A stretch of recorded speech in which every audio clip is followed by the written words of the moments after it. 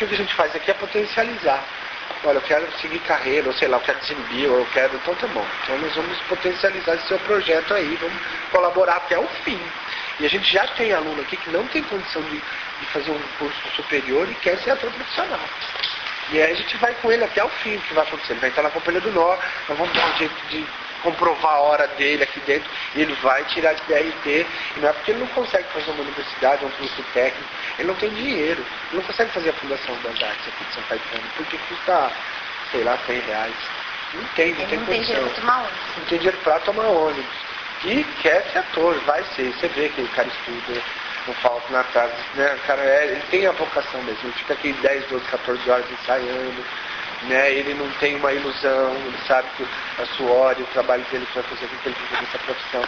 E você tem que chegar até o fim com isso também. Eu até acho que é o mais difícil, né? Não, nem é mais difícil, porque ele está tão próximo aqui do nosso cotidiano, eu estou achando que é mais fácil.